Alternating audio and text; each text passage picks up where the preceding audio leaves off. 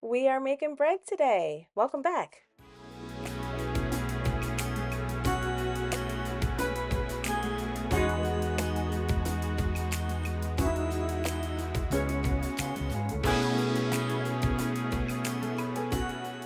Welcome back to Hughes and Hoellman.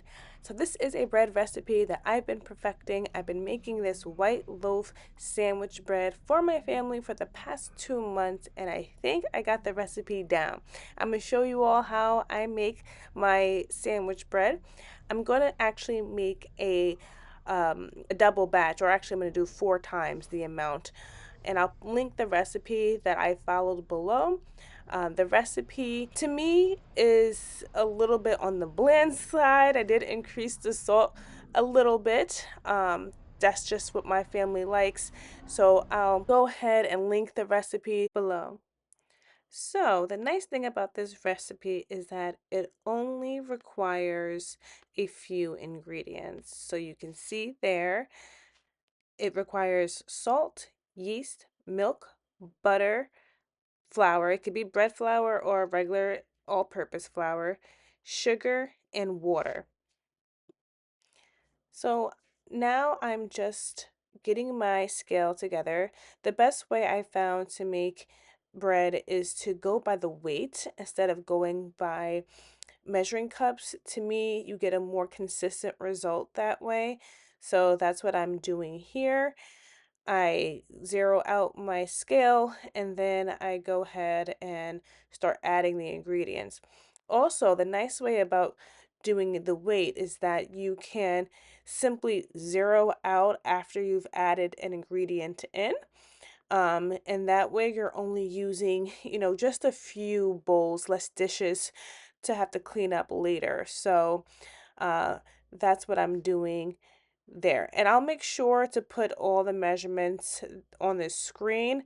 Again, I am quadrupling the recipe just because for me, I like to have the bread dough ready for me in the freezer when I want to use it. So another good thing about this recipe is that you can go ahead and freeze it, divide it up and freeze it for when you need it. So I'll go ahead and show you that there later on in the video. And another nice thing about cooking from scratch and trying out these recipes is that you can go ahead and play with the ingredients. I'm pretty sure this is a pretty basic recipe, so you can add other flavors to this. I When I first made this recipe, it came out very nicely, but the flavor was just a bit bland for me and my family's liking. So I could either had increased the sugar or maybe increased the salt. I went with the salt, and that was a hit for my family. And so that's how I do it. So I do use a little bit more salt than the recipe requires. Um, and even though I am quadrupling the recipe, I'm only adding in 2 packets instead of 4 packets of yeast because the 2 packets can handle a quadruple recipe. So that is something just to make note of. You don't necessarily need to add 4 packets of yeast to the recipe if you're looking to do the same as I am. And I'm using the rapid rise yeast there. So I'm just going to speed the video up. Again, I'll have the recipe below.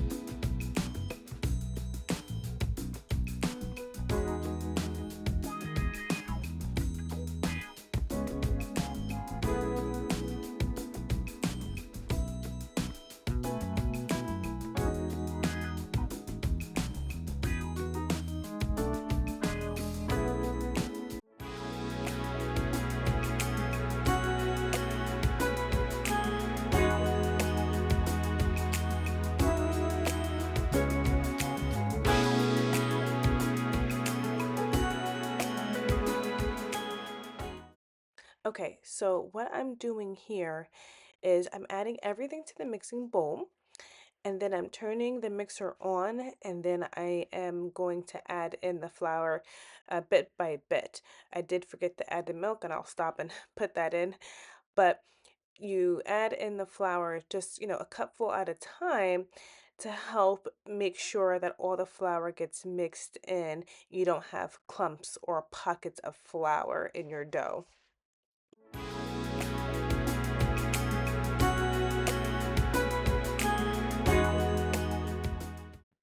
I couldn't fit the 4 times amount of the flour in that one bowl, so I did half, and then I'm going to do another half and add it in the same way.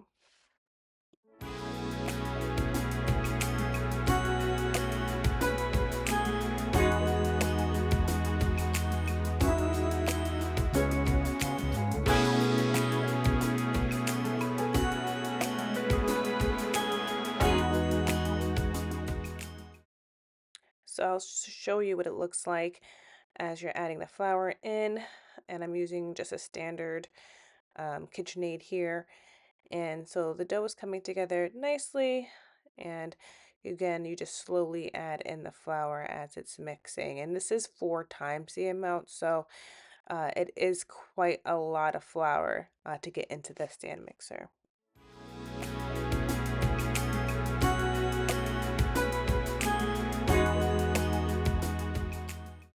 Also, you do want to just make sure you take it off, mix it around, move it around, just to ensure, again, it's a lot of flour in there, so you want to ensure everything's getting incorporated and you get a good, consistent dough.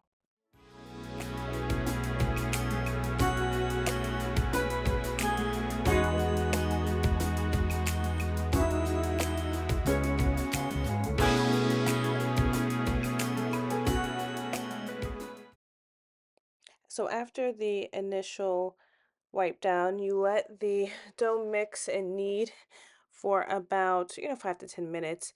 If you don't have a stand mixer, you'll be doing that by hand. What I'm doing in the meantime is just prepping the counter since it should be ready to come out of the mixer relatively soon.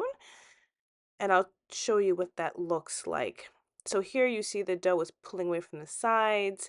It's pretty cohesive, no lumps, and that's what you are looking for your dough.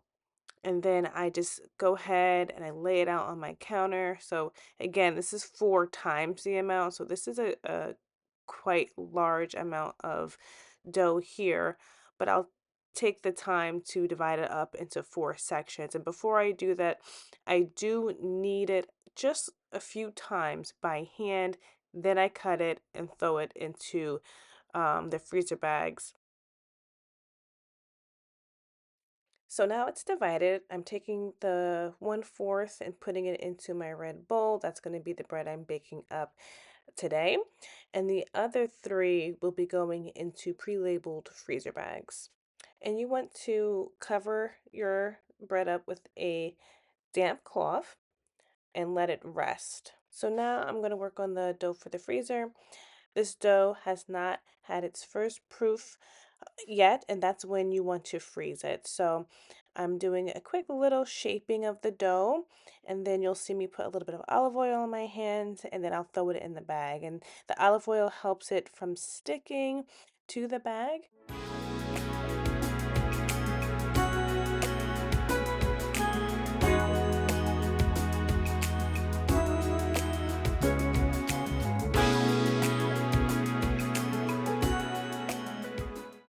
Okay, so I let my dough rest and rise for an hour. So I just am going to flour my clean surface, and then I'm going to shape the dough. So you basically just want to shape it for the size of your bread pan. So that's what I'm doing here. I'm going to roll it out, and then I'm going to grease my bread pan and put the dough back in for its second and final rise.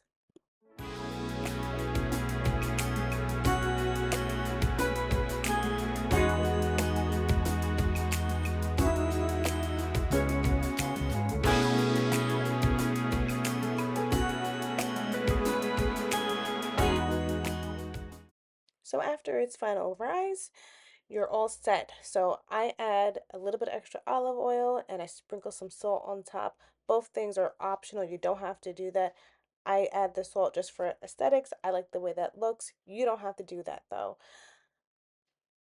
And then once you're all set, you put it in the oven and it cooks for just about 30 minutes. So after 30 minutes, you have sandwich bread. And that's great. It's a simple, easy recipe. I put it on wire racks to help it to cool down. I wrap it in plastic wrap and it stores for about a week and I put it in the fridge. Thank you for watching.